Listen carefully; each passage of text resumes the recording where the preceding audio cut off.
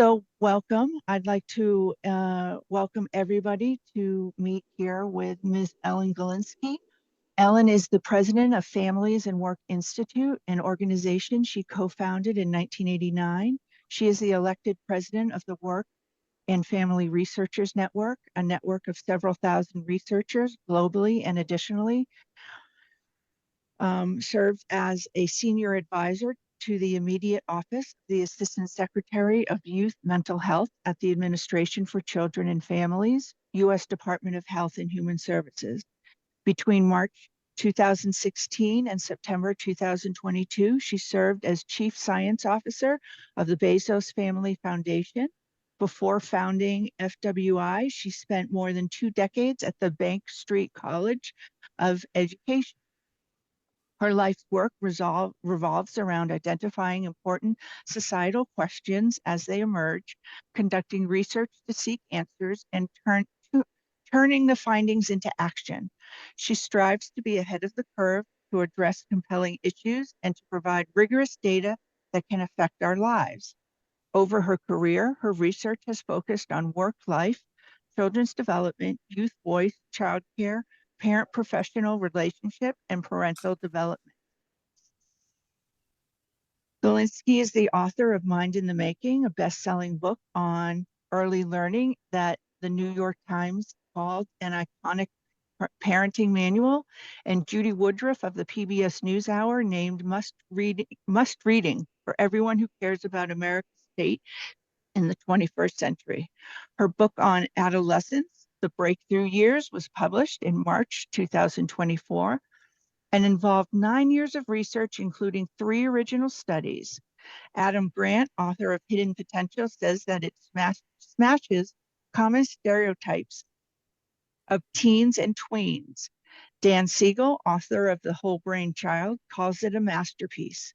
Mitch Prinstein of the American Psychological Association says it is a tour de force. Don't attempt to raise a teenager without reading this book, while Rich Lerner of Tufts University says it is a superb contribution to science and society. She is the author of 90 books and reports and 360 articles for books, academic journals, magazines, and the web. Other career highlights include serving as the elected president of the National Association for the Education of Young Children, the largest group of early childhood professionals, being elected as fellow of the National Academy of Human Resources, the highest honor in human resources, serving as parent expert in the Mr. Rogers Talks with Parents series, and receiving a Distinguished Achievement Award from Vassar College, as well as the 2022 Lifetime Achievement Award from the Work and Family Researchers Network. In 2023, the Women's E-News selected her one of the 21 leaders for the 21st century. So welcome.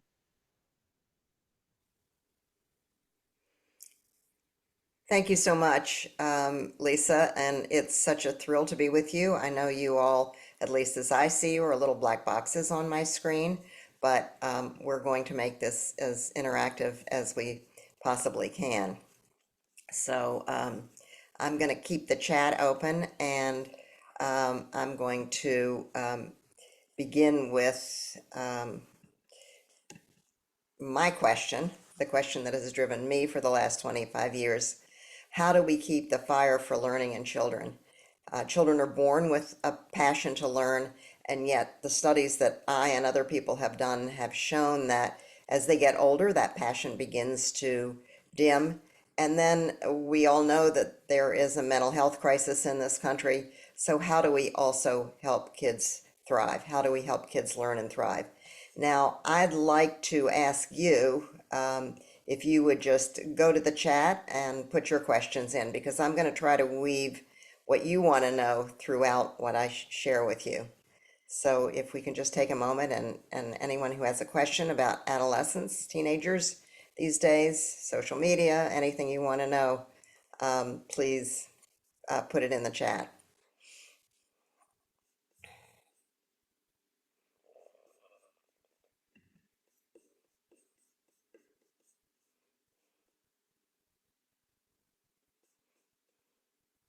Anybody want to kick it off? So why don't you add a question just to get us started? And I'll keep going. You could you could hear in my presentation, in my introduction from Lisa, that that I have worked on issues of early childhood, and there's my book Mind in the Making, and now have turned to looking at adolescence. And so, why did I do that? Well, I know that early childhood is a period of very rapid brain development. It's a time when we're sensitive to our environment in ways that we're not sensitive at other times, but so is adolescence. So one of the reasons that I made the jump into spending 9 years on adolescence is because it's a period where we can make such an incredible difference. As the Academy of Sciences said, adolescents exhibit heightened brain plasticity. It's a sensitive period of development where life trajectories can be changed for better and for worse. So how do you keep saying no when they keep begging you for yes? That's a great question, Lisa. What can we do as an organization to encourage more universities to offer degrees in infant, toddler, pre-K, and mental health? Great question. Let's see. Pros and cons of social media and AI. Survived teenage years with two daughters. How to teach my teen to balance between social media and academics and sports. They're always face down with their phones. How do we honor the individuality of teen while trying to make them high functioning adults? I feel like I was always taught to conform. Great questions. So social media, no to when they keep begging for yes. Conforming, I'm just going to write down some of these. And how to survive, Christina wrote. And we can talk about encouraging more organizations to offer inner health. Well, as I told you, adolescence is a time of high brain plasticity. You can see that the cognitive functions and socio-emotional functions are growing rapidly in those first years of life, but so are they during, look at that peak at between 8, 10, and 12. And the only reason that some people say they go down is because we stop formal education then. It isn't a function of our biology. So it's a time where experience can make a huge difference. And so how did I actually study adolescence? I did focus groups. I started with focus groups and interviews with 14 to 18-year-olds. I do a form of research called civic science, which means you don't study people. You don't study people as subjects. You create studies with them. So you'll hear this. I've done it in the research that I've done on work and family life. I always ask employers or employees, what keeps you up at night? And then did a series of studies called Ask the Children, where we ask young people about the issues that were most important, the burning issues that were most important to them. So my studies are always very participatory. We ask questions to young people like, sorry, voice got hoarse. We ask questions to young people like, what do you want to tell the adults of America? And if you had one wish to improve life for people your age, what would that be? Or what are the questions that you have about your own development? And we asked them what we should ask researchers when we went out to film them. And then we went out to film 45 leading researchers who are largely cognitive neuroscientists, and we filmed some of their experiments. Then we did a nationally representative study with close to 2,000 parents and their children, 9 to 19. We pulled some of the people, close to 60, out of that nationally representative study, and we asked them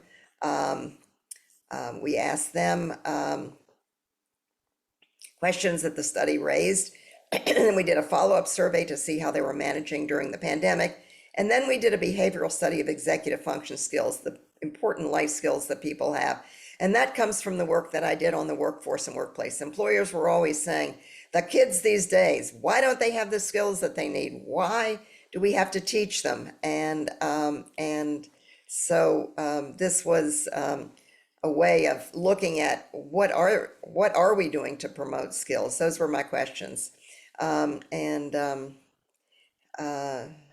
yeah, so you're talking about being controlling too. That's a great question, Stacy, and keep them coming. Okay, so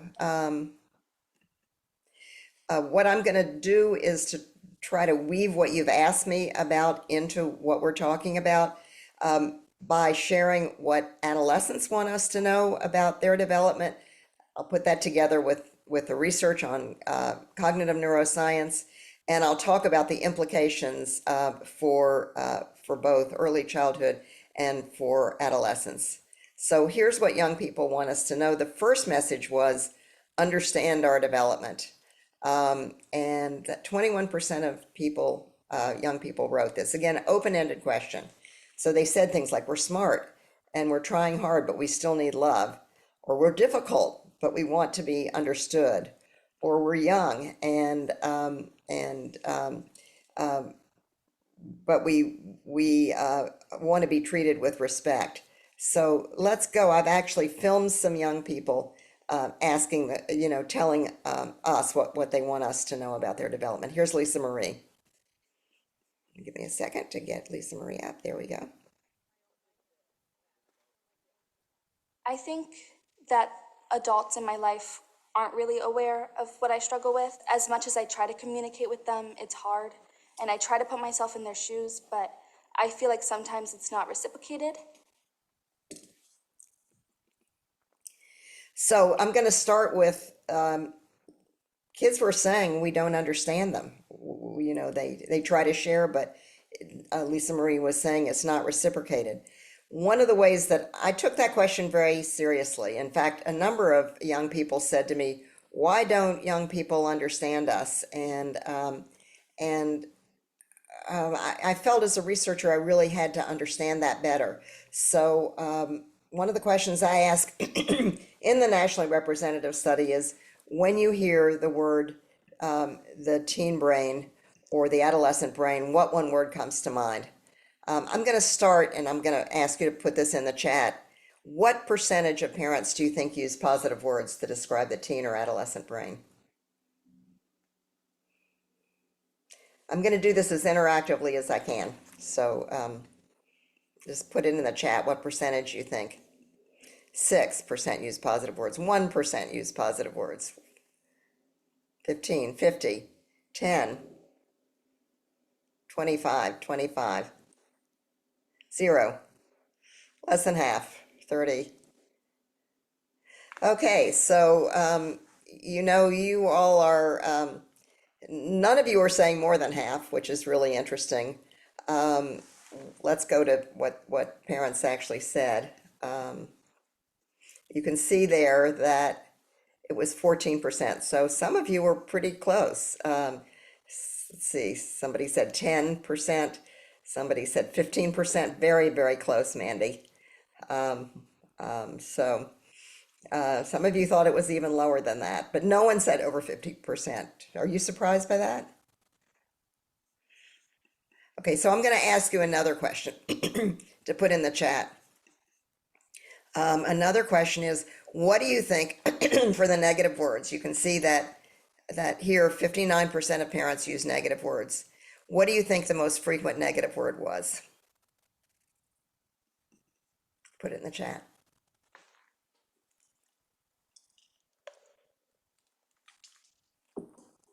Difficult, moody, impulsive, argumentative. Those were all words. Disrespectful, not the most frequent word yet. Can't. No. LOL, moody. What else? Keep going. See if someone can get it. Crazy. Selfish, careless. All words that people use. We're young. Yep, keep going. You're close, Esther. Difficult, emotional, lazy, too emotional, immature. Catherine, you got it. I knew one of you would get it. The most frequent word the very most frequent word was immature. Now, remember, this is an open-ended question. I didn't have anything, these 1,666 parents of 9 to 19-year-olds could write anything just like you did, any word that they thought. And getting 11% to use the word immature is a really big finding in an open-ended response. And another 8% use words that mean immature, like unfinished, incomplete, underdeveloped or undeveloped. So if you were a researcher like me, what would you think that means? If you saw so many, close to 1 in 5 of us is saying that our kids are immature or unfinished or incomplete. If you were a researcher, what would you conclude from that?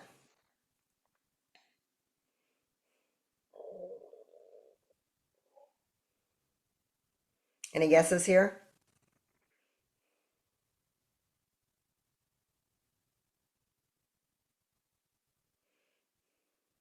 Lisa, do you want to start us off? Parents, yes, growing. In fact, 27% use the actual word growing and changing. Not understanding their development. Parents are not seeing the positive in children or are frustrated. Yeah, Christy, I think that's exactly what I felt. And their brains are still developing, yes, but negative thinking, yes. So what I thought was, whoa, would we say that an infant is an immature toddler? Would we say that a toddler is an immature preschooler or a preschooler was an immature school ager? We probably wouldn't. Or you would, maybe you would. But I think that it means that it is funny. It is very funny. I think that it means that we don't really understand what they are primed to do during these years. These years, adolescents are supposed to be exploring.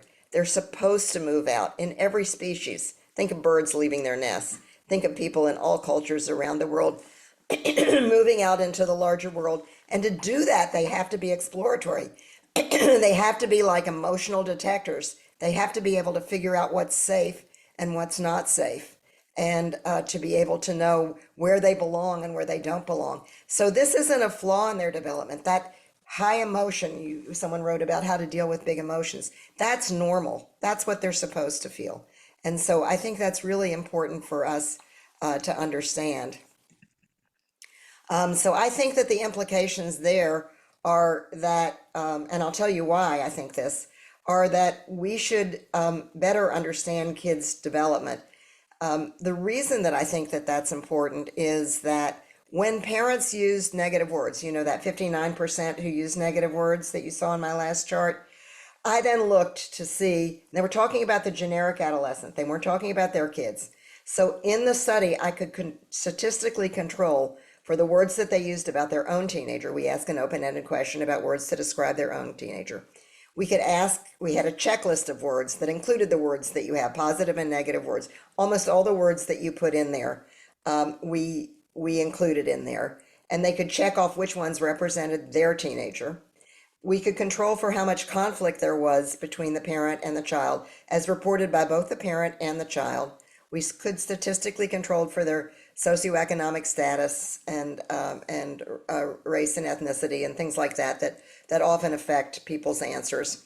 And so what we found was, even with all of those statistical controls, if parents had a negative view of teenagers in general, that is, that they use negative words, that 59%, that they were much more likely, their children were much more likely to be emotional, to be moody, to be anxious or depressed. So it's correlational, it's not statistical, but it does mean to me that what we see is what we do. In other words, if we see teenagers in a negative way, I think it was Lisa who you wrote negative thinking. If we see them in a negative way, and I know it's fun to be jokey, like wake me up when it's over and those sorts of things, but if we see them in a negative way, it is apparently having some sort of effect. So I think when we have the instinct to say, oh, stop being such a teenager, or you're a hormonal minefield, or, grow up, or, They can't, that's what they're doing. They're trying to learn to grow. And we can understand that this is what they're supposed to be doing. They're supposed to be having high emotion. And we're going to get to your next questions about how you manage that in a minute. So the second message that is important is talk with us and listen to us, not talk to us. And you can see the sort of things that they're saying. People want to be heard even if you don't agree with them. It might be hard to understand us because we go through stuff, but it's important. These things are important to us at our age. So let's listen to Gideon. Adults should be mindful with feelings when talking to teens because we are very vulnerable. Being patient is a big part of keeping us comfortable with talking to adults.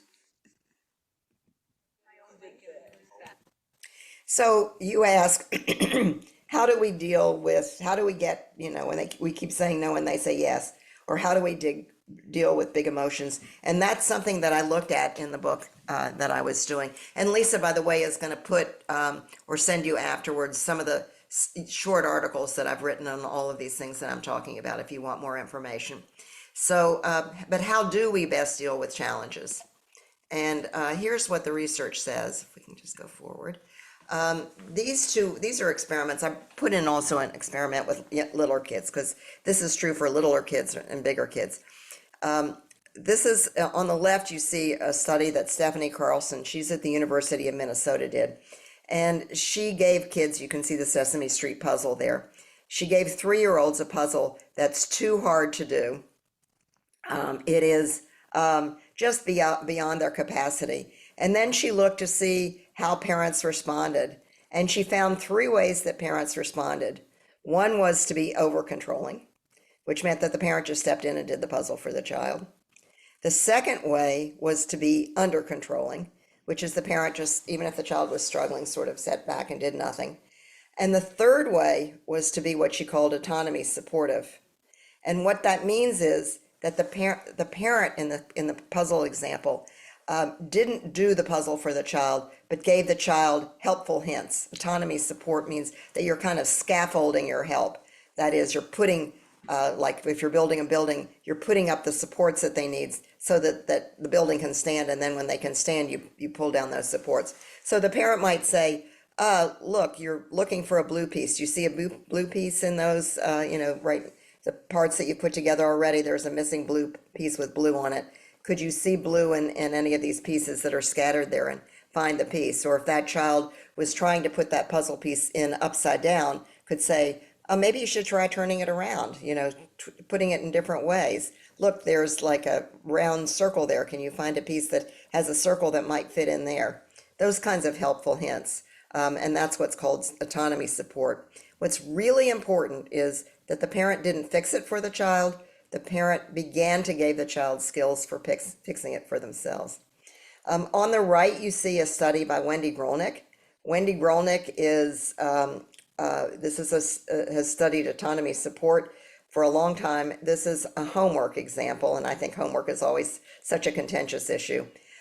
They gave the kids homework. In this case, one was to write a poem using a certain kind of verse, and the other was to find yourself on a map and figure out how to give directions to people who weren't there. These were really challenging. Again, a little bit too hard. These were 3rd graders, a little bit too hard for the kids to do. And but she gave the parents 2 conditions. One condition was, just do this, these exercises with your child. But the other was try. Your child is going to be judged on this. We're going to look and see how well your child does on these homework assignments. And she found that when the parents felt that the child was going to be judged, they took over and did more of it for the child. And in fact, they were more likely to be harsh because we felt we were being judged if we thought our child was being judged. And that really goes along with research that says, in Wendy Grolnick's case, I'll just go back to that for a minute. She found that the kids, when they actually tested kids in both conditions, that they didn't do it as well. They actually hadn't learned it as well. So if we do things for them, it doesn't work as well. Here's research you ask about how to deal with when no, we say no and they keep trying, begging, pushing. Just saying no interventions basically fail in adolescence. There's research on efforts to stop bullying. And what they found is that they worked for really little kids, but they didn't work for bigger kids. And the thought was, well, maybe it's just too late for them. They're set in their ways. It's too late for them to learn. But that wasn't true. That didn't turn out to be true at all. What they looked at is that the language was just, don't bully, don't do it, just say no. Or and so the results for older kids were either they didn't have any effect, the bullying programs, or they had a negative effect. Similarly, stop smoking interventions, when they used the just say no effect, actually increased smoking. Kids did the opposite, to just say no, because in adolescence, they're trying to figure out how to navigate the world. And then they started interventions where they used adolescents' need for autonomy. It is a need that they have. It's very important for them to begin to they want to learn skills to figure out how to handle situations on their own. And that's why saying no, no, no, often, they push back with yes, yes, yes, because they're wanting to figure out how to handle interventions in adolescence. So does that mean we just let them do anything? Of course not. We're the adult. So here's what autonomy supportive approach means. It's really a skill building approach. So the first step is checking in on yourself. Like if something is really freaking you out, you're going to react to it differently than if you're feeling calm about it. That's why I said before the importance of pausing in terms of how you talk to your kids. So check in on yourself. Then listen and understand your children's perspectives, what they can do. The third step is we are the adults. We set the expectations, the limits, and share the reasons why. Wendy Grolnick, she's the one who did the homework experiment, has looked at autonomy supportive interventions with families in all kinds of situations. She looked at homework. She looked at the transition to middle school. She's looked at letting kids move around the neighborhood, particularly in unsafe neighborhoods. She's looked at other issues of helping kids, spend time by themselves, all kinds of things like that, and lots of studies. And she's found that we need to set the guidelines when kids are learning something new, and even always. But we need to do it in a way where adolescents and parents problem solve together. So it's not about adults fixing things for kids, but helping kids eventually gain the skills to solve problems for themselves. So you say, what does that mean? And here's an example of what it means. Shared solutions. And yes, you'll get a copy of the slides. And these articles, Lisa will send them out to you afterwards, because I've written them up in, short, 1,000 words, or a little bit more or under words. So here's an example of a discipline approach that really works. Shared solutions is the adult sets the problem and determines the goal. I'm going to go through the steps first, then I'm going to give you some examples. The second step is to have the child generate as many solutions as possible. The third step is the child evaluates the pluses and minuses of each solution. No matter how stupid the solution sounds, you don't judge them, you just write them down. And then you ask the child to evaluate what would work about that solution for you and what would work about that solution for me. And then step 4, you select a solution, a shared solution that would work for both of you as an experiment. Yes, it does work with kids under 12, and I'll give you an example. And you see it as an experiment because it might work for a while, but then not always work. So you evaluate the solution as necessary, and if it isn't working, repeat the process and arrive at a new shared solution. Let me start with an 11-year-old. He has ADHD. He was coming home from school literally and just, rushing in and throwing off his backpack and throwing his coat down and, leaving all of this stuff sort of cluttered along the route to his couch, where he grabbed his device and wanted to play games. And he said he was really stressed after school and he wanted to calm down.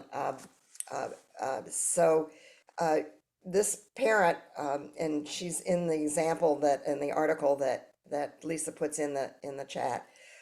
This parent, her name is Grace, said, "Okay, let me try this." She read this article with her husband. She told me about this afterwards. So this is a really new example. So she had a meeting with her son, not at the moment when there was a lot of tension, because her temptation was, oh, let him play video games, I'll get more work done, because she was working from home.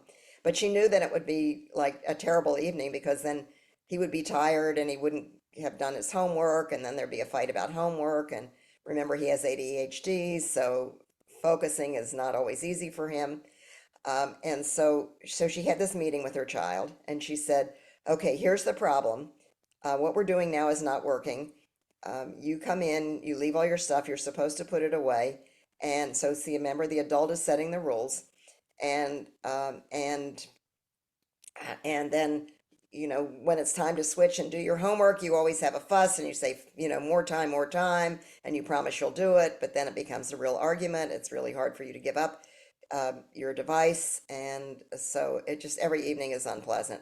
So I don't really want this to happen anymore. We need a new solution. And she asked her son to think of as many solutions as he possibly could. And he came up with a lot of solutions. Her husband had to stop her from judging the solutions, she told me. And he had to stop her from giving all the solutions. Again, you're teaching your children skills. This is why I called it a skill building approach. And then they went through the pluses and minuses of each solution. And he had one solution that worked for both the parents and for him. The solution was literally to come in a different door from school. So there's James Gross has a theory of self-control where the different stages of self-control with children. I'll talk about that more in a moment. But he was altering the situation. He was altering the environment, which is one way of managing self-control. If you change the environment for yourself as an adult, it really helps you manage things. Like if you're trying not to eat so much, be with people who eat health in a healthy way, that sort of thing. So his solution, I think it was really a clever solution, was to come in a different door, put his stuff away when he came in. Then he had a choice of whether he did his homework first or play video games. And if he played video games, he could only do it for 45 minutes. He put a timer on, and when the timer went off, he then switched. So she has written me twice since that started, and so far it's still working. And when it stops working, she'll come up, she'll have another family meeting and do it again.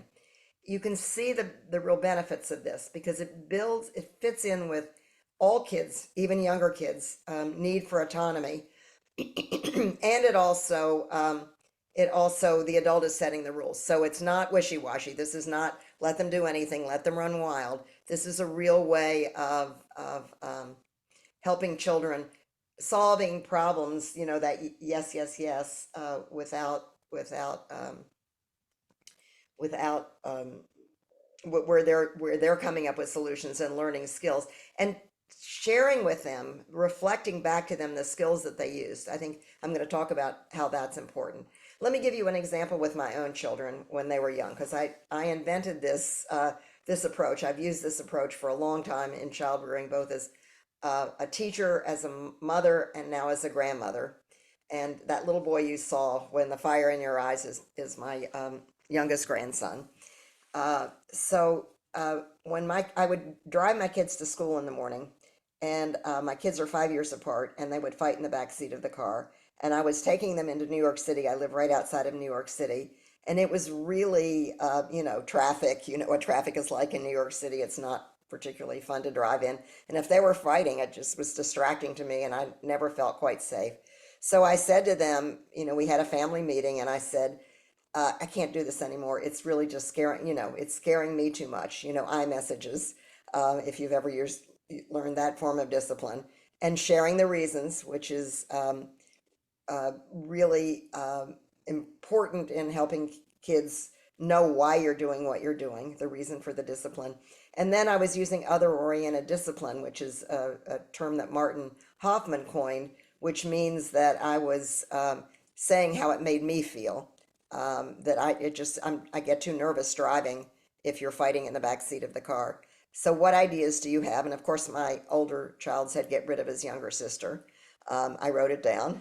Then we talked about why that wouldn't might work for him, but it wouldn't work for me. It wouldn't work for his sister. Both of my kids were coming up with solutions. And then they decided that they wanted to be, because we listened to the radio a lot in the car, that they wanted to take turns being radio hosts. And they got a tape recorder, taped some of their favorite songs, each of them. They were in grade school then, and they would take turns being the radio host, and they could actually do something together, and that worked for a while. Then it stopped working, and they started fighting about whose turn it was, and you got more time than I did, and all that sort of stuff. So then they decided to put a pillow between them. We had another meeting. They decided a pillow so that they wouldn't accidentally touch each other. And then the third solution, when that stopped working for my kids, was they would bring a kit for the car of things that they like to do in the car so that they would each be occupied. It was, they didn't bring phones. It was before the time of cell phones and that sort of thing. They had to bring things to do, though, in the car. They had a little bag that they filled. And that worked until they, kind of grew up and stopped fighting with each other. So this solution can work with teenagers, with younger kids, with older kids. I know teachers who've used it in school. I used it in school as a teacher.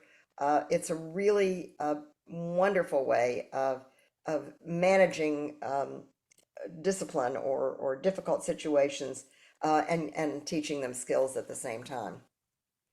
Does anybody have any questions about this while we're on this? Because we can stop here for a moment.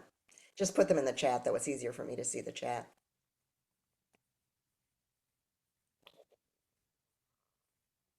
Or comments, or have any of you ever done it that you want to share?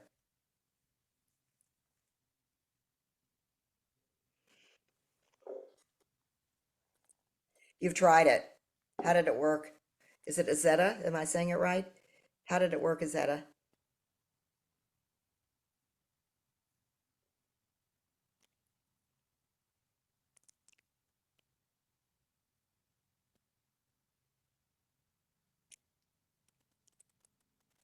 Other people? Is it your 9-year-old? Oh, your 9-year-old finds negative reasons why the solutions won't work. Yeah.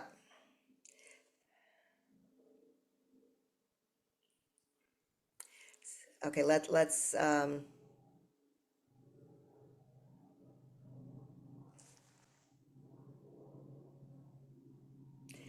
okay, so I'm gonna respond. Let me just go back up.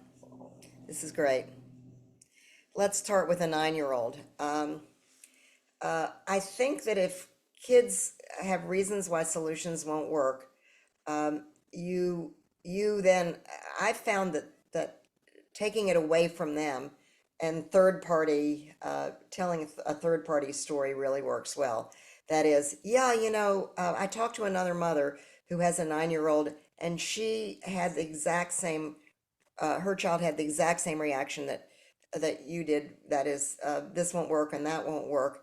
But then he came up with a solution, if you can make it up, or I heard at a session that I went to, someone came up with a solution. That really, they found that he came up with a solution, and he was surprised. It worked a little bit better than what was going on before. So if you can think of one thing that could work, that would be okay with me and okay with you, let's try it. Let's do an experiment like we're researchers and see whether it will work. Okay, so Helen, you said, what if the child comes up with a solution that Kay knows I'll need to clean up after it doesn't work? I'm not sure what I mean. I'm not sure, Helen, what you mean.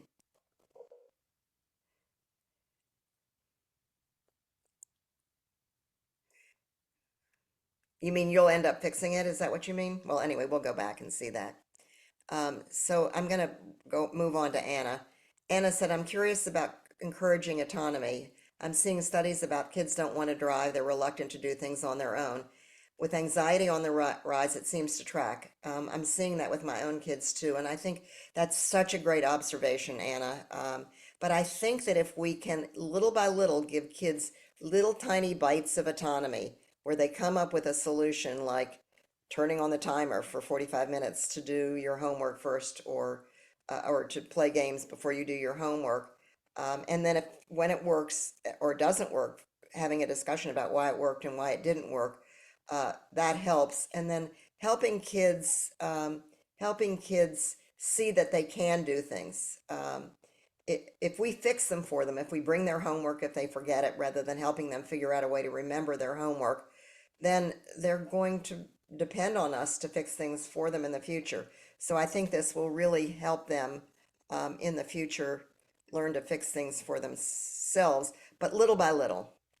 My teen just shuts down every time we try to discuss things, gets upset and negative, and we don't get anywhere. Um, Really great solution. Is there anyone, Pam, anyone in your teen's life with whom your kid could discuss it? It doesn't have to be you, but if there's an aunt, an uncle, a grandparent, um,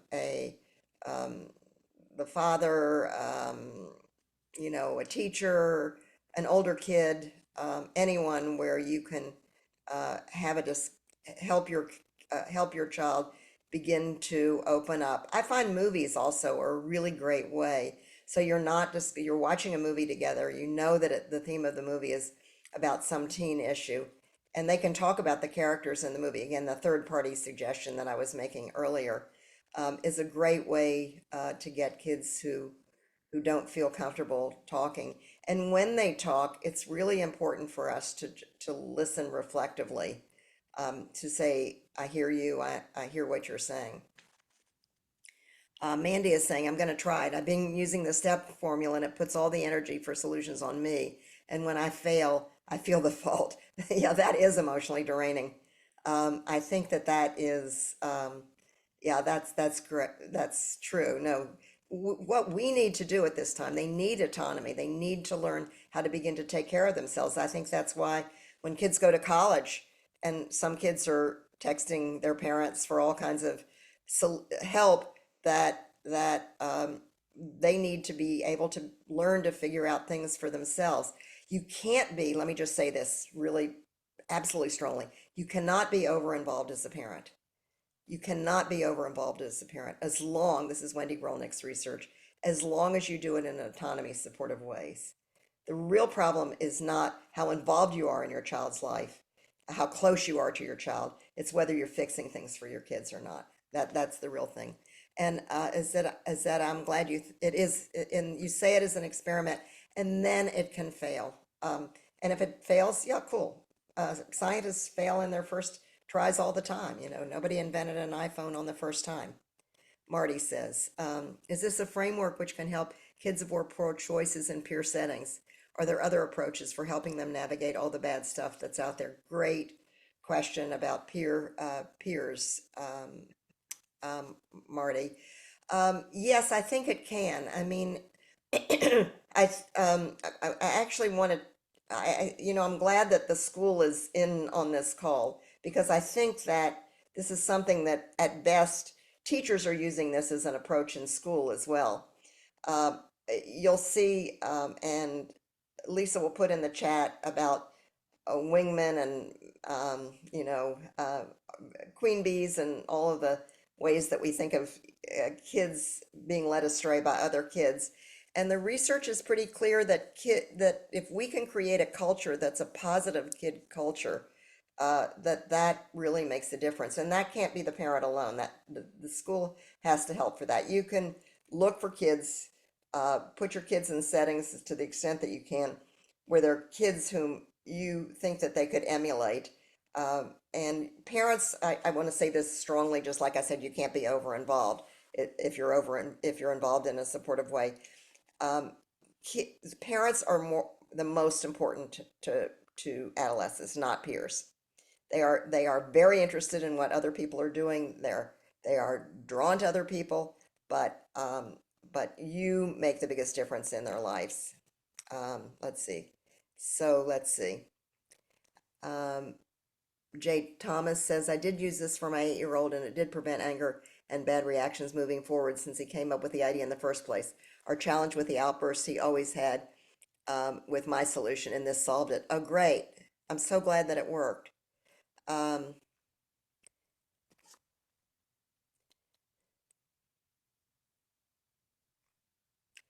um, Ultimately, you'll need to fix it. For example, they repeatedly choose not to bring a sweatshirt or hoodie with them, and then they complain about being cold. So who has suggestions for Helen? If the kids, who's come up with a solution when the kids refuse to wear warm clothes, but it's cold out and then they're cold?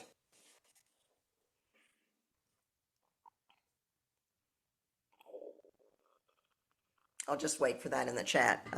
I can answer that too, but look, there are 42 of you in this, in this room with great ideas, and so I want to make sure we're using your ideas. Any ideas when the teen solution is to be a martyr? Um, um, yeah, I think that's a really good question, Christy, and I think it's important to try to, um, again, I would go to third-party solutions there. If there are any books about martyrs, films about martyrs, go to the library. This is sponsored by the library. They can help you find books where you're reading them as a family. But pointing that out is that, ultimately, I want you to learn the skills that will help you in life. And that's what we're working on. And I'll just keep working on it. I'll just keep working on it till it works. You know, I said those sorts of things to my children, and that worked. Um, you're old school, as Zetta says, meaning that you want to, yeah, let them be cold. Pam says, let them be cold. Um, yep. Chrissy says it's a natural consequence, and I think that that's true. Um, let's go up to, I think old school, this to me isn't so anti-old school because you are setting the rules. You are being the parent here, but you're helping them learn to go along with the rules in ways that work for them in a better way than you're just telling them about it. And let's, I think of this, I've done research on the workforce and workplace, as you know, and when we as adults think about our being at work, for those of us who work, when we don't have autonomy at work, we don't really manage things very well. My book editor, I just love the thing that he did. He told me that he used to come down in the morning and put a checklist of all the things that his son should do in the morning and put it on his cereal bowl.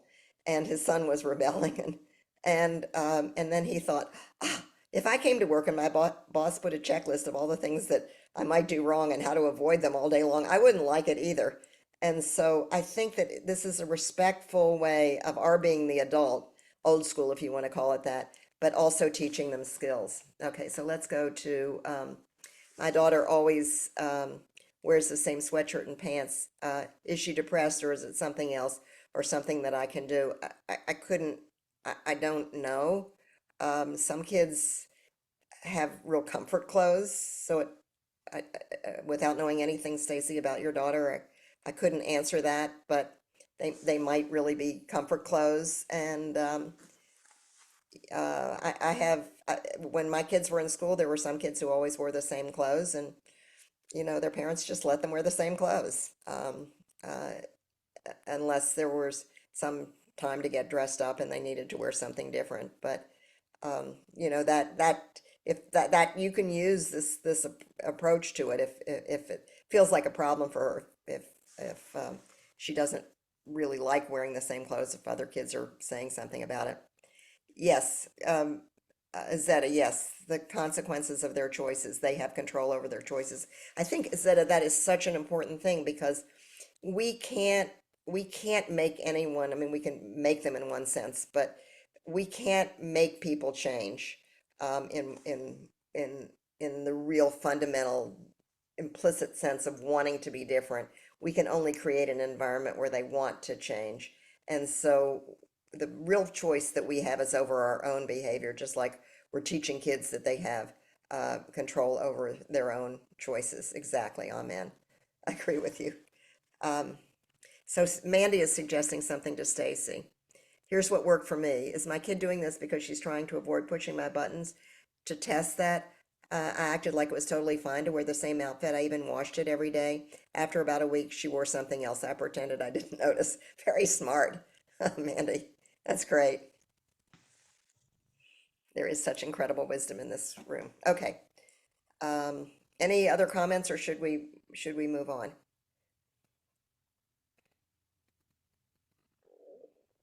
Okay, good. We'll move on. There's a lot more. So, this is Ashley. I just love the way Ashley talked about autonomy support. My parents sometimes hold the leash too much. Eventually, I'm gonna grow.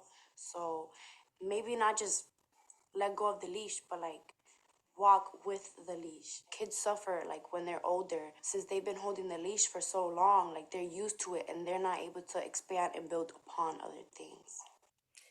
I think what she says is so important, that um, her parents are very controlling, hold the leash too tight. And she says she knows that she's not learning the things that she needs to learn.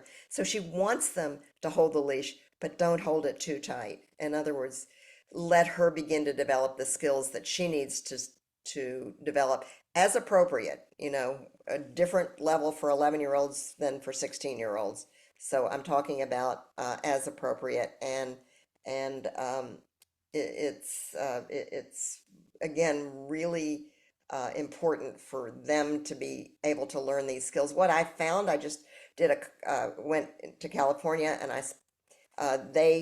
they had the kids write down what they wanted to learn about their own development before I came. So rather than the questions that I'm asking you through the chat, I had comments from kids from questions beforehand. And so many of them wrote in, how am I going to be able to learn to do things on my own when I grow up? They're really worried about, they see the future, and they are knowing that they're going to be someday responsible for themselves, and they want to know that they're learning it. So point out when they use a process like shared solutions, what they're learning. And I think you're right that kids who wear the same, they might be neurodivergent. And frankly, I think that there's so much that we can learn from the neurodivergent community, because the differences in learning are so evident. I always think of, that picture of seventh graders where some are really tall and some look like adults and some are really small and look like little kids. And that's the diversity, the physical diversity in any group. And the neurodiversity is also there. So one of the things, though, that I know from having done this work for a long time is that we can know all the right things to do, but we don't do it.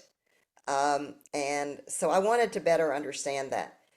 So I asked parents this question. Remember, I told you that I did a survey, and then I pulled about 60 parents out from the survey. I asked during the survey was done by a research firm, but I asked if people would be willing to be interviewed afterwards.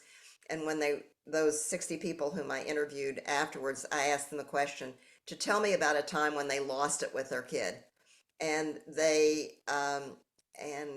meaning that they weren't the parent they wanted to be. Not meaning that they necessarily threw or yelled or, did those things, but just that they didn't live up to their own expectations. So, and I had them walk me through it. Your child said this. How did you react? How did you feel? What did you think? What did you say? What did you do? Then your child reacted. How did that make you think? How did that make you feel? What did you do? What did you say? Just walking it through it really step by step by step, really concretely. And I found three things were going on. The first things was that there was a mindset, which is the way we view the worlds, our belief about the worlds, that made a difference. The first thing was that things can or can't change. Probably most of you know about Carol Dweck and a growth or fixed mindset. Probably many of you know that. And that's what this is about. Things can or can't change. That's the amazing contribution that Carol made. to the world. But then there was something else that was going on in the stories that I heard from parents. And one was, did they see this as a threat or did they see it as a challenge? And that's really important because when you see something as a threat, it takes place in one part of your brain. And when you see it as a challenge, it takes part at a different part of your brain. And if you see something as a threat, you're more likely to go into a fight or flight and us versus them, kind of they're out to get me kind of view. And if you see it as a challenge, you see it as a real challenge, but you feel like, oh, I could, you know, this is something where I can think about, I can figure it out. You're not in such a reactive mode. You're more open to learning. Dan Siegel calls it the difference between a yes brain and a no brain, and I love the way he talks about that. And it's really important there because they what's really important there is that that um,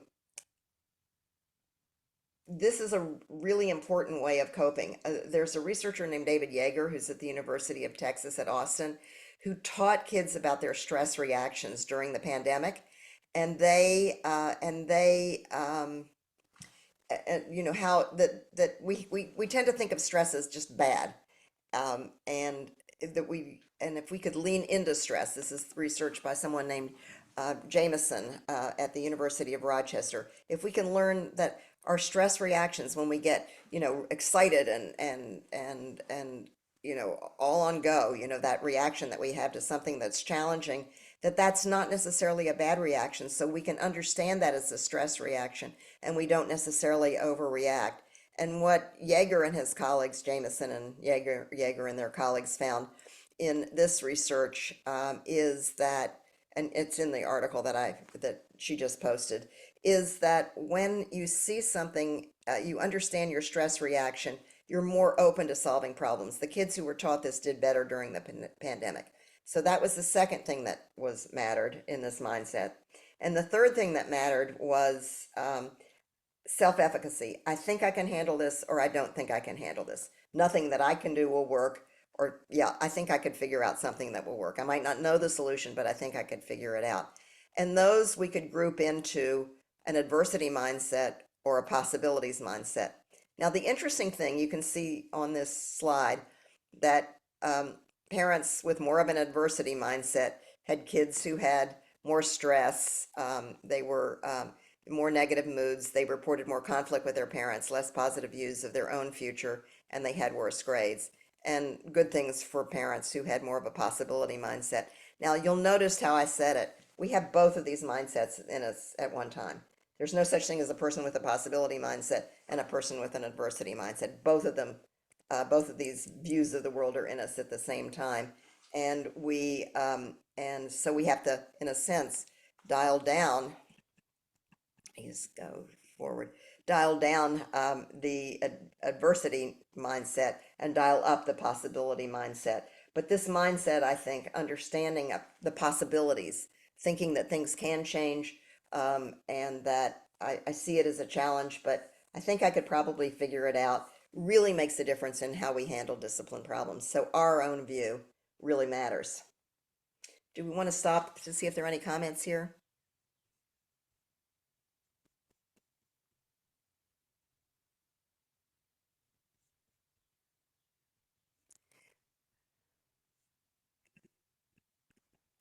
Okay, and a kid who I suspect is PDA gets disregard when given choices. They want me to be in charge to avoid pain of asking themselves what they want. I feel really lost. And yeah, I've known kids like that. And I think you or you with someone else need to keep working on that. Just even one tiny little choice. And then you did it, you did it. Possibilities mindset, even teaching them about a possibilities mindset might make a difference. We're going to experiment with this, with teaching kids about this, so I'll let you know. Stay tuned.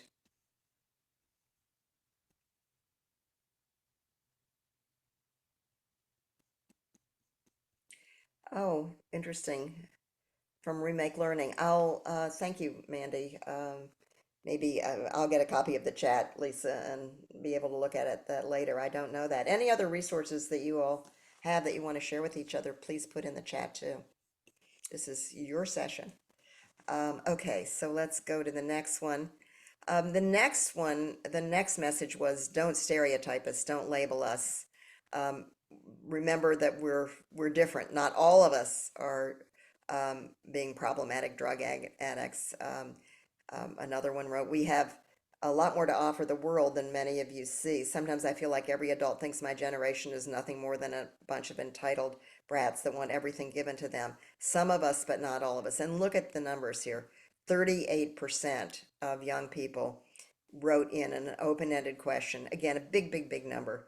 Don't generalize about us. Don't label us. And we're not all addicted to technology. So let's listen to Natalie here. Give me a second to get her. There we go.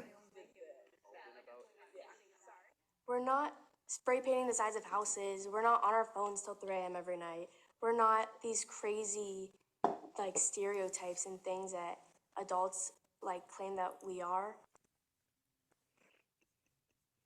It just comes up so naturally. So researchers for a long time just studied the stereotypes. They studied just the risk behavior, even though according to parents in my study, only 12% of parents took negative risks. But all adolescents feel things deeply. You know, they're what's called sensation seekers. The highs are high, the lows are low. Can you remember if someone rejected you when you were, you know, in middle school or junior high school, how awful it felt? It felt like the end of the world. And that's, again, I said in the beginning, they're programmed to feel that way. That's why they have normally such big emotions. But one of the reasons I called my book The Breakthrough Years is because researchers had breakthroughs and stopped seeing just negativity about teenagers themselves. In fact, the person who did this study moved to doing studies about positive risk. Researchers were asking, why are kids all so attuned, so emotionally attuned to the world if they're not going to take, you know, if they're not all taking negative risks?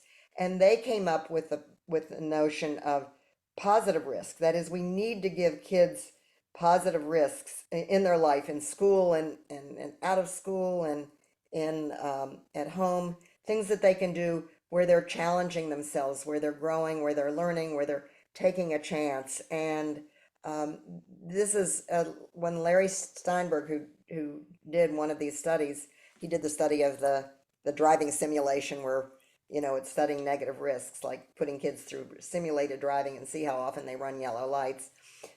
He found that when he studied positive risks, only 3 studies, this is in 2019, there were only 3 studies on positive risks. And these are, yet it could make such a difference in the lives of children. I gave a talk in a school recently where they made giving kids opportunities for positive risk part of their school mandate. I was, you know, really thrilled.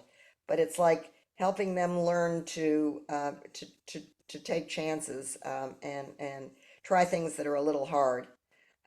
So the 4th message is we are trying to understand ourselves and understand our needs. And then they used words that told me about what their needs are. We're trying to understand who we are. That's about identity. We would like acceptance and respect. That's about the need for respect. We're not lazy. We want to know how we can make a difference. That's about contributing. Give us a chance to figure things out. That's a chance to finding meaning and purpose. Let's listen to Crystal Lynn.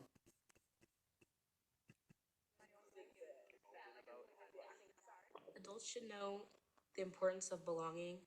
They should know that when you are developing, you need people around you that are like-minded. Having a sense of community inside of your own community is something that's so important in teen development. You have to be able to find other peers to connect to and talk to and just be able to be around them and be yourself and have fun without fear of being judged. You know, what that's saying to me is how important relationships are.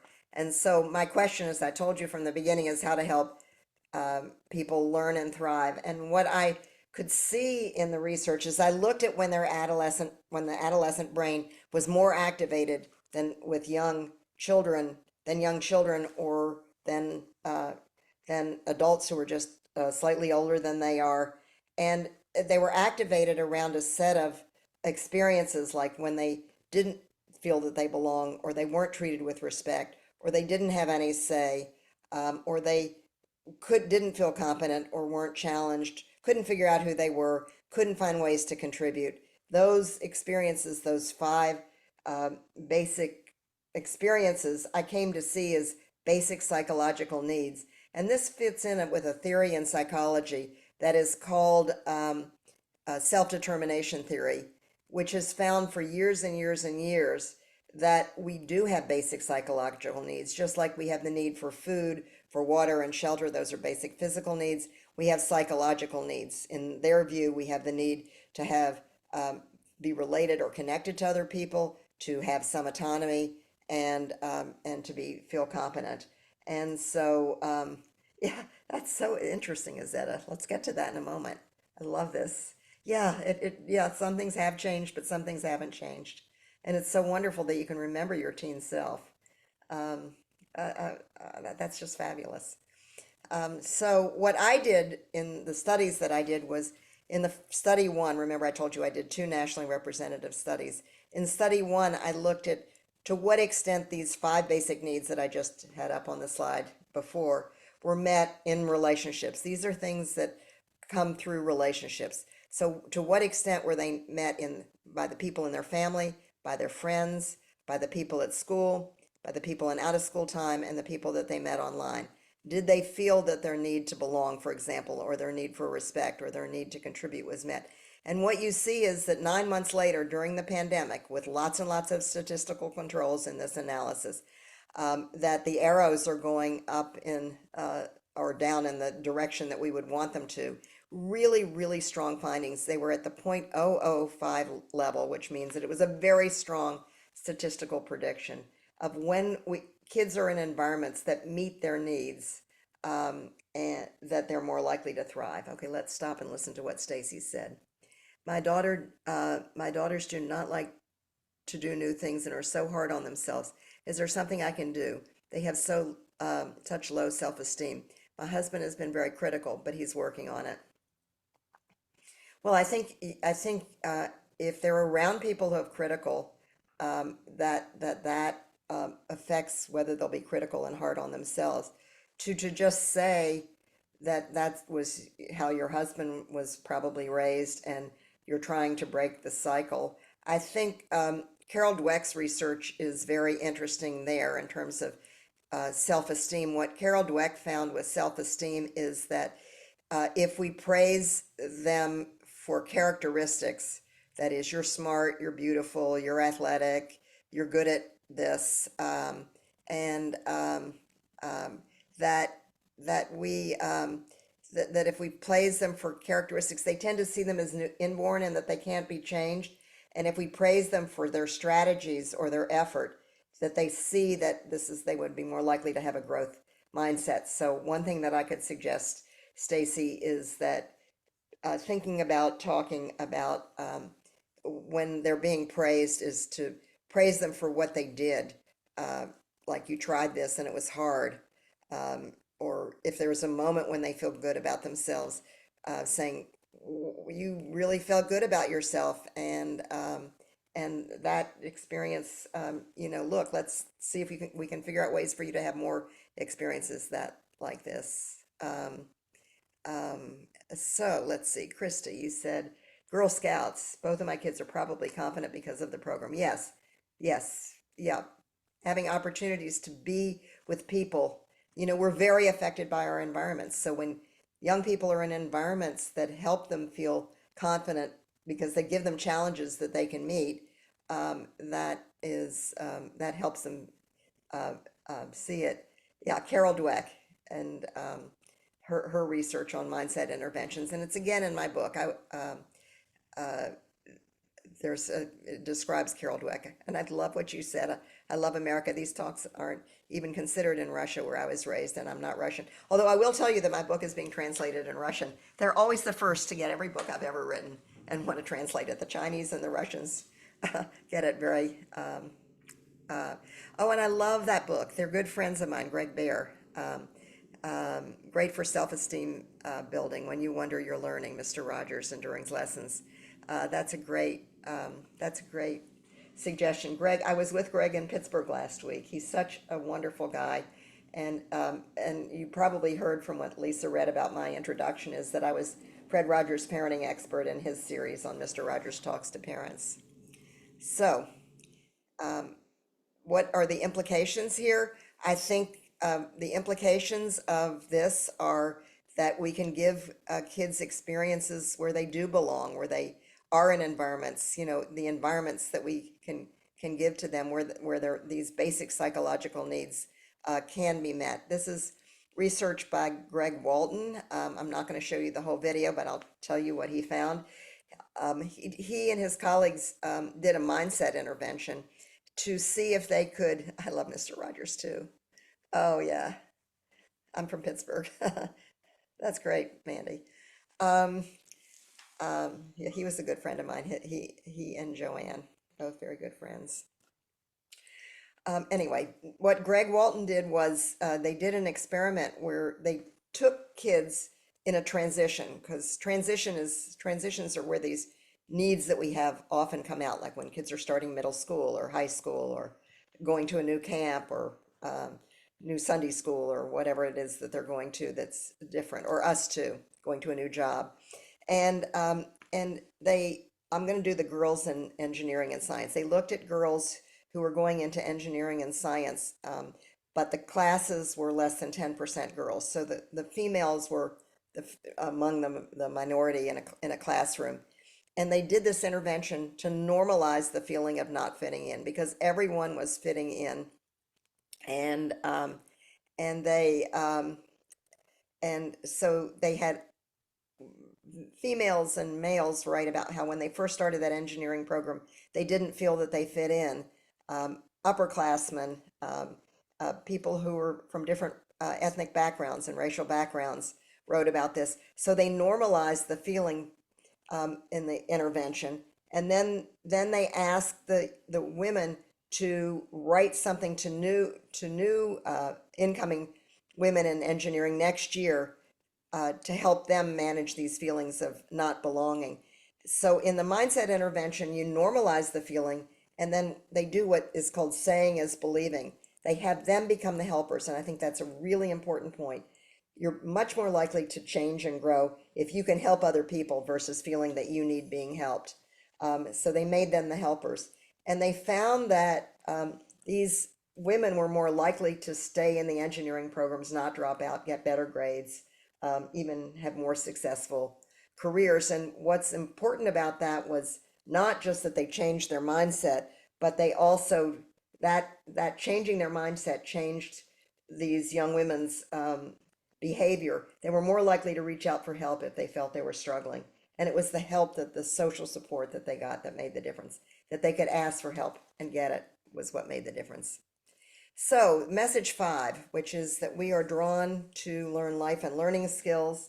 This is, remember I told you that employers are always saying, why don't people have the skills we need? And young people are saying that too. They say that they want to learn things that are meaningful. They want to learn in the way that they learn best.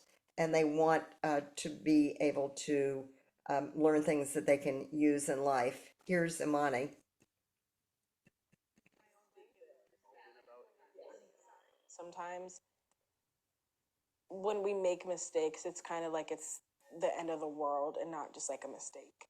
I just think sometimes if they could put themselves into our shoes and just know that like it was a mistake and that it's okay. What's important, I think, there is that I think we need to redefine mistakes. Even the word mistake sounds like it's something wrong. Lots of schools have posters up about making mistakes, or failing to succeed, or those sorts of things. I really like Adam Grant's new book, Hidden Potential, because he talks about the notion of we have to try out different things before we learn anything. I think it's a better way to think of it as trial and error learning is the way we learn best. He says that when he was learning, Adam Grant says that when he was learning to dive, his teacher wanted him to do it as many different ways possible so that he could begin to figure out what worked best and what didn't work best. And I think if we could rethink learning to understand that we need to learn through trial and error is really important. And then we need to learn learning skills. We need to learn how to learn. Executive function skills are very predictive of health, achievement, wealth, and quality of life. And they're more critical than often than IQ or entry or socioeconomic status. They're even more critical for little kids than entry level reading or math. They're crucial for finding a job, keeping a job, marital happiness, better quality of life, all of those sorts of things. Such strong research on that. So what are they? What does executive function skills mean? And so there are four foundational executive function skills: using what you know, that is working memory, being able to use the information you have versus just recite it back, but use it. Thinking flexibly because the world is changing. Reflecting, that is pausing and noticing, monitoring what you're doing so that you can decide what you wanted to do. And then using self-control, inhibitory control. So these skills are the building blocks. These four foundational skills are the building blocks for things like goal setting, understanding other people's perspectives, communicating and collaborating, problem solving, and taking on challenges. Remember when I told you about shared solutions? It goes through the whole problem solving process. You're making meaning. You're thinking creatively when you're thinking of alternate solutions. You're seeing what would work and what wouldn't work for other people. That's relational reasoning. And critical thinking, you're coming up with a solution to try. So in teaching, in using shared solutions, you're actually teaching problem solving in that. So let me go up and see what, it's a long response from Pam. Can we touch on executive function skills and how to help our teens with this? The high school environment has not been great for my kids, who are several years behind of this due to ADHD. I found teachers tend to penalize and have a very negative attitude toward teens with ADHD, just like they expect our teens to be right, etc. How can we encourage our teens to rise to the occasion, and how to help them in a way that doesn't cause issues and help teachers who do not want to hear from parents ever, which is sad, because unless we're partners with schools are partners with parents, the kids aren't going to do so well. My side editorial. So 504 doesn't seem to do everything. And they have a sink or swim attitude instead of helping learn from what works and doesn't work. Yeah, it is very worrisome. And, you know, Mandy, Pam, the only way that I can answer that is to say I'm working with schools. One of the reasons I left the Bezos Foundation, which I loved, was to come back out on the ground and actually try to do something about teaching executive function skills. So we're creating a task force with school leaders all over the country to develop new tools and trainings so that we can infuse executive function skills into what's being taught, so that kids learn to learn about their own learning. I mean, if we know these are so critical to success in life, and we aren't doing anything about it in education and home and families and programs, we are missing such an opportunity. Again, why I called this the breakthrough years. Let me go and see what someone else wrote. The family resources available. Okay, Lisa. Yeah, that's great. So let any of you have suggestions of ways to infuse goals, these skills, these life skills, these learning skills into everyday life. There are however many of you, 38 of you on the phone now. Let's put some practical ideas into the chat.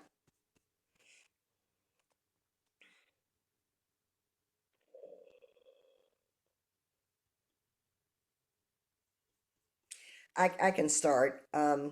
If a child asks you a question or wants to know something, not answering it, but helping them figure out how to find the answer is one way that we can do it. When I go to classrooms all of the time, I look to see whether teachers are answering, expecting questions and answers, or whether they're helping children learn to think. And I think helping children learn to think is so critical, and that's something that we're doing more of. Communicating, which is thinking about what, not just what you want to say, but how it will be heard.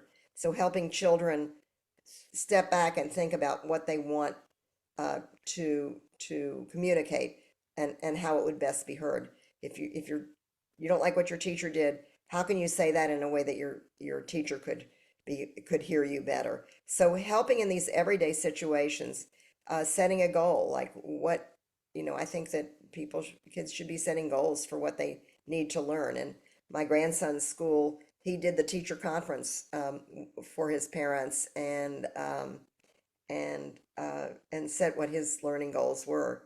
Izetta, you've tried to use everyday challenges to engage them in finding solutions. Fabulous. Other suggestions?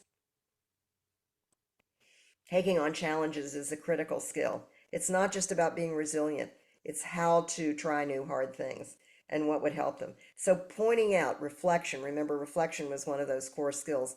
When they do something where you see them thinking, and yes, I love that. Um, who's doing the thinking? Yes, yeah, that's great. Chat GPT is a role-playing partner. Role-playing is a fabulous way to help children learn these skills. I use role-playing in teaching teachers and with parents all the time. Keep them coming. You're great. You're a fabulous group.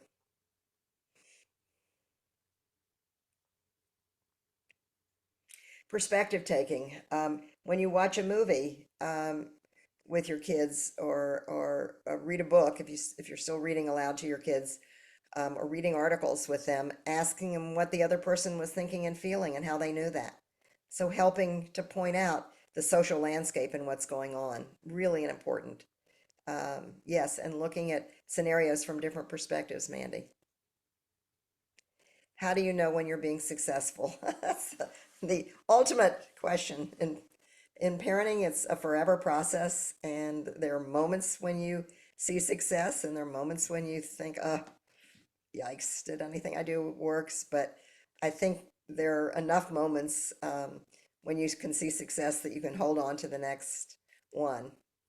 Um, there is a curriculum, Joseph is saying. Yes, yes, yes, yes, and it's in my book. There is a curriculum that their school did, that's free and online, that any school could use. It's a fabulous. It's one of the few curriculum that I've talked about in the book. So, um,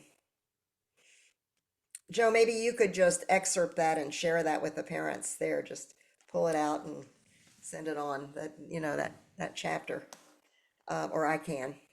When my child asks what a word means, I ask them to look it up. Let's go back to that. This is from Helen. Look at the context, look at the clues. Then someone else who might give them a straight answer. Yep, that's really helpful. Even, I mean, we drove to Washington. Okay, so you're going to get with PRC and see if they can do something like that. Fabulous. Yes. Again, there's a write-up in my book. What I could do is just copy and paste that chapter. Can I do that in the book and make it available to you all? Yeah. It's in the book, though. It's the one curriculum that I profiled in the book about executive function. I'm so happy you're here. It's good to at least see your name on the screen. Okay, so this is what employers are looking for. These are the skills that employers are looking for. So it's really important, I think, for all of us, educators, families, all of us, to be promoting these skills in everyday life. Here's an example from the research of helping kids take on challenges. I think Azetta wrote about that. This is, I love this particular study. It's Ethan Kroos, and he was actually listening to television when he came up with this idea. He heard LeBron James deal with some sort of thing that was going on in his life, and he said, LeBron James said on the interview, "I've been thinking what LeBron James should do about that." In other words, he talked about himself in the third person, and that was an aha to Ethan Kroos, who studies self-control. He's at the University of Michigan. And so what they did was they gave children This is called the Trier Social Stressor Test. This child, bringing his hands, is standing in front of two peers, and he's supposed to give a speech introducing himself and saying what he does well and what he doesn't do well, and he can prepare for it. And when they prepare for it, they give them two conditions. One condition is just do it, and the second condition is think of yourself when you're preparing in the third person. Like, what would, I can't remember his name, but what would Casper do? You know, what would so and so do? Thinking about himself in the third person, and found that when kids thought of themselves in the third person, that they were, what would Ellen do? What would Lisa do? That they handled it. They had that created a psychological distance in their thinking process, a fly on the wall, kind of a perspective in their thinking that they could then they handled that stressor test much differently. And if you see the pictures of the brain on the left, again, I told you that when we feel challenged versus when we feel stressed, it takes place in different parts of the brain. What Ethan Kroos found is that for the kids who took that psychological distance, they were more likely to see something very stressful like being judged by your peers. Then they had to do mental arithmetic and count down by 13 from 999. So, not easy either. And they found that they learned it, were much more likely to learn it. So Christine said, I'll definitely need to be more patient with the process and balance the one time for group discussion as a single parent. Love these ideas. I'm so glad. I love them too. I just think there's so much wisdom in the world, and I'm so happy to share it with you. So let's go on. Let's see. There we go. I'm not going to show you the video, but I just want to conclude with, we can have more time for questions. 5 takeaways. One is understand kids' development, talk with kids, not at them, autonomy support, promote positive risks, provide environments where young people can belong, can contribute, and help them learn skills like taking on challenges. Those are the 5 takeaways that I hope that you get from our time together this morning. And so now we have a few minutes left. Oh gosh, 5 minutes for questions. That's okay. We have about 5 minutes left. So if you could put your questions in the chat, then we can address them. I'm going to these when you get the PowerPoint, these are links, and I'm going to now stop the share.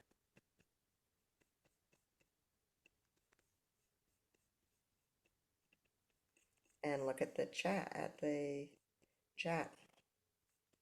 Whoop.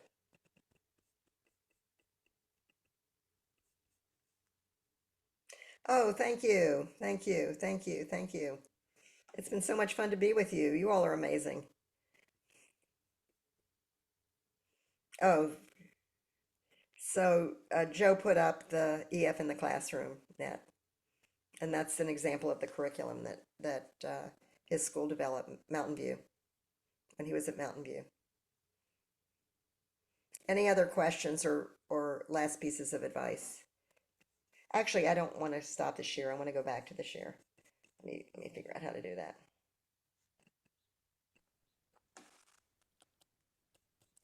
This is what I want to do. I actually want to close with what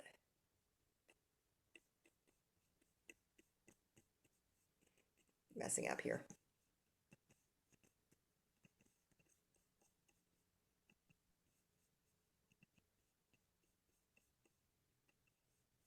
I just want to share with you what I hope from this work that I've done, and I'm going to make it